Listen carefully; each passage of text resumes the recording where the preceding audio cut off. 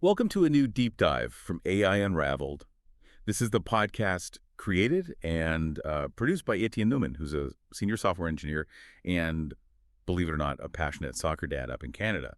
And hey, if you're enjoying these deep dives, if you're getting something out of them, please take just a second to like and subscribe on Apple Podcasts. It really helps us out. So you've pulled together a really fascinating collection of updates for us today, April 10th, 2025. We've got, well, everything. New AI chips, home robots, some pretty serious legal battles, and even AI showing up in courtrooms. Our mission, as always, is to unpack all this, highlight what really matters, connect the dots. So you leave understanding what's happening and why it's important. Where should we start? I'm thinking maybe the foundation, the hardware, what's going on with the chips. Absolutely. Yeah, that makes sense. It all starts there, right? Well, With the infrastructure that makes all this AI possible. And that Nvidia story about the H20 chips for China, that definitely jumped out. Yeah, that sounded like a bit of a sudden turn. The export controls getting paused after Jensen Huang met with President Trump. Exactly. It's a really stark example of tech meeting geopolitics head on. It really highlights the balancing act NVIDIA has to do, doesn't it? It really does. I mean, they want to sell everywhere. China's a huge market. But then you have the U.S. national security side, and the fact that this pause came with, apparently, a pledge for more U.S.-based AI investment. Well, it shows how delicate that balance is. Right. And this is happening just before that May 15th AI diffusion rule hits. That sounds like it could be significant for them. Oh, potentially huge. The numbers I saw suggested something like $16 billion in potential H20 sales to China could be on the line. 16 billion, wow. Yeah. So this temporary pause, it just underscores the massive stakes, that constant tension between business and, national security in the AI hardware world. It's a good reminder, isn't it, that AI progress isn't just about code. It's tied up in global economics, politics. Okay, so shifting gears a bit. Google's also making noise with their own silicon, right? Tell me about these new TPUs, Trillium and Ironwood. They sound powerful. They really are. Trillium first, that's their 6th gen TPU, their tensor processing unit, custom chip. And it's a big leap. We're talking like a 4.7 times increase in peak compute performance over the last one, TPU v5e. Almost 5 times. What does that actually mean, practically speaking? More power for what? Well, think bigger models. Training much, much larger, more complex AI models using way more data, so potentially bigger breakthroughs in language, vision, you name it. Plus, and this is important, it's also about 67% more energy efficient. Oh, that's crucial. The energy footprint of AI is definitely a growing concern, so faster and more efficient. That's the goal, a win-win, like you said. And it's got other upgrades too, better matrix math units, which are Claude AI, faster clock speeds, double the memory, double the interconnect bandwidth so the chips can talk faster. It's all geared towards handling these huge AI jobs. Okay, impressive. And then Ironwood, the 7th gen. The performance numbers on that one seem almost, well, astronomical. Yeah, Ironwood is pushing boundaries, 42.5 exaflops. Just a mind-boggling amount of computation. And exaflop is, what, a billion calculations per second? Hard to even wrap your head around. Right. And the chip itself, 4,614 TFLOPs peak performance, 192 gigs of RAM. And they highlighted something called Sparse Core, which is apparently optimized for, ranking and recommendation tasks. So that tells you where Google sees a big need for this power. Think search results, YouTube suggestions. Right, so this is Google really planting its flag in the AI accelerator market, taking on NVIDIA, but also, Amazon's chips, Microsoft's efforts. Exactly. It's super competitive. And integrating Ironwood into their AI hypercomputer in Google Cloud, that's a clear signal. They want to be the place for businesses doing serious AI. And Trillium, with the ability to link up 256 TPUs in one pod, and its handling of embeddings, that looks tailor-made for training the next generation of giant models, maybe Gemini 2.0 or whatever comes next. Speaking of Gemini, Google Cloud Next had other big news too, right? Updates to Gemini itself and this agent-to-agent thing, A2A. Yeah, Cloud Next was definitely packed. So Gemini 2.5 and Gemini 2.5 Flash are the new model updates. The big thing there seems to be the expanded context windows. Context window. Okay, break that down for us. What's the simple version? Think of it like the AI's short-term memory, how much information it can hold and actively consider when it's generating something. A bigger window means it can handle much longer documents, follow longer conversations, understand bigger chunks of code. Yeah. It leads to, smarter, more relevant answers. Gotcha. And the Flash version is just faster. Yeah, lower latency, so quicker responses, which is vital for chatbots or anything real-time. Makes sense. Okay, now this A2A protocol, AI agents from different companies talking to each other. That sounds potentially huge. It really could be. That's the core idea. A standardized way for AI agents, even if they're built by different people on different systems, to communicate and work together. And the fact that they already have like over 50 partners signed up, big names like Atlassian, ServiceNow, Workday, that suggests there's real interest. So wait, an agent from, say, Workday could talk to an agent from ServiceNow to complete a task Yeah. without needing special integration. That's the vision. They could discover each other's capabilities, assign tasks, share info, all without needing, like, shared memory or being built the same way. It's about interoperability. Wow. That sounds like it could unlock some really complex workflows. Exactly. They mentioned it complements Anthropic's MCP, model control plane. A2A is more about agent-to-agent interaction. MCP is agent-to-tools. Think about hiring someone. You could have one agent finding candidates, talking to another doing background checks, another scheduling interviews, seamlessly across platforms. That's a powerful concept. Yeah. And speaking of Anthropic, they also had news about pricing for Claude, their AI. New subscription tiers. Yeah, they're adding more options. A new top tier called Max for $200 a month. It offers up to 20 times the usage limits of their Pro plan. 20 times. Who needs that much? Power users, basically.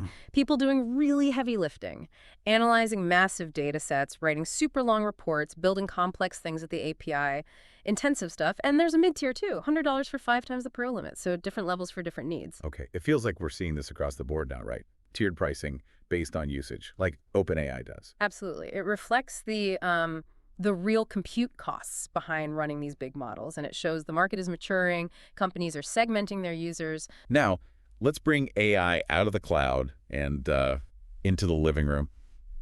Samsung's Ballie home robot, powered by Gemini.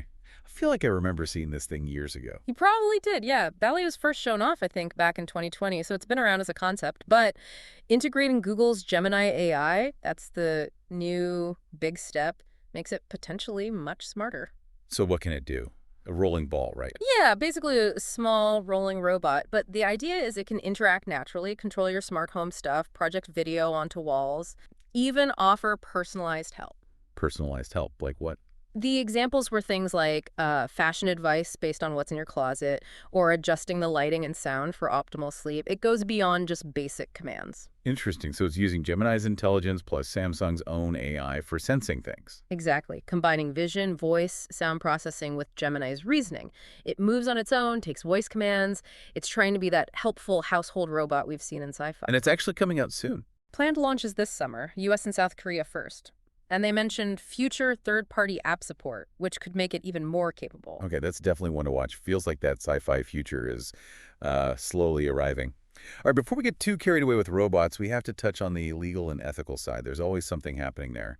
The OpenAI versus Elon Musk fight took another turn. Oh, yeah. It's heating up again. OpenAI filed a countersuit against Musk. Countersuit? What are they alleging? Things like unfair competition, interfering with their business relationships, and they brought up an alleged $97.4 billion takeover bid from Musk, calling it deceptive. Wow. And I saw something about internal emails suggesting Musk wanted OpenAI to be for-profit under his control way back in 2017. Exactly. That seems to be a key part of their argument, directly challenging Musk's current narrative about, OpenAI betraying its nonprofit mission. That certainly complicates his position. It does. It adds layers. And with a jury trial, possibly in 2026, maybe an expedited one sooner, this is going to be a long, fascinating, high-stakes battle, especially with OpenAI's, $300 billion valuation now? Incredible number.